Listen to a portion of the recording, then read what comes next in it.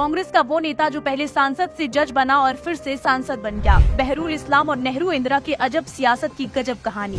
पहले वकील, उसके बाद राज्यसभा सांसद, फिर हाईकोर्ट जज, उसके बाद रिटायरमेंट, उसके बाद फिर से सुप्रीम कोर्ट जज, इसके बाद लोकसभा चुनाव में कांग्रेस प्रत्याशी और आखिर में फिर से राज्यसभा सांसद। इस अनोखे नेता का नाम है बहरूल इस्लाम। भारत की राजनीति में आपको शायद ही ऐसा कोई उदाहरण मिले। अभिनेता से नेता, कलाकार से नेता, समाज सेवी से नेता, एक्टिविस्ट से नेता, वकील से नेता, सियासत में ये सब तो आम बात है। लेकिन आपने शायद ही सुना हो कि कोई सांसद इस्तीफा देकर सुप्रीम कोर्ट का जज बना हो। लेकिन कांग्रेस के दौर में देश ने ये भी देखा था। इंदिरा गांधी ने पहले एक वकील को कांग्रेस सांसद बनाया, फिर सांसद से जज, जज से सुप्रीम कोर्ट का जज, वापस इस्तीफा दिलाकर चुनाव लड़ाया और फिर से सांसद बनाया। जस्टिस बहरूल इस्लाम की कहानी ऐसी ही है जिसकी कोई दूसरी मिसाल नहीं मिलती। 1951 में बहरूल इस्लाम ने असम के उच्च न्यायालय में वकालत शुरू की। 1956 में वो कांग्रेस में शामिल हुए। 1962 में कांग्रेस ने बहरूल इस्लाम को राज्यसभा में सांसद बनाकर भेजा। राज्यसभा का सदस्य रहते हुए उन्होंने असम विधानसभा के लिए 1967 में चुनाव लड़ा। हालांकि उसमें उनकी हार हुई। उसके बाद कांग्रेस ने उन्हें 1968 में दोबारा राज्यसभा भेजा। 1969 में जब कांग्रेस का विभाजन हुआ तो वो इंदिरा गांधी वाले गुट की तरफ गए। 1972 में उन्होंने राज्यसभा से इस्तीफा दे दिया और गुवाहाटी हाईकोर्ट के जज बने। हाईकोर्ट के मुख्य जज से रिटायर होने के बाद 1 मार्च 1980 को वो फिर से सक्रिय राजनीति में चले आए। 9 महीने के रिटायरमेंट के बाद वो सुप्रीम कोर्ट के जज बने।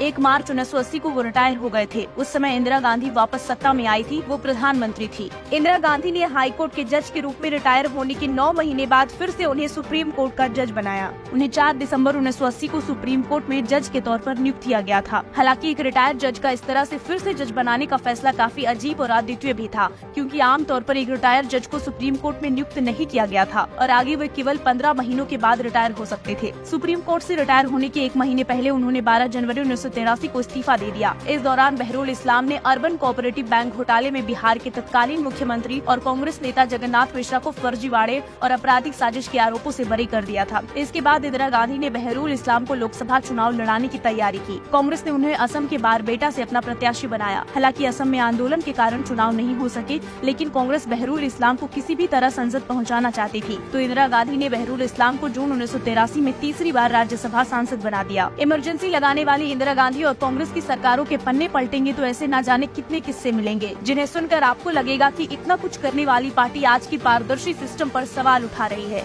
नाम बदला है, नियत नहीं। महाठगबंधन की जरूरत नहीं। आज ही लें संकल्प।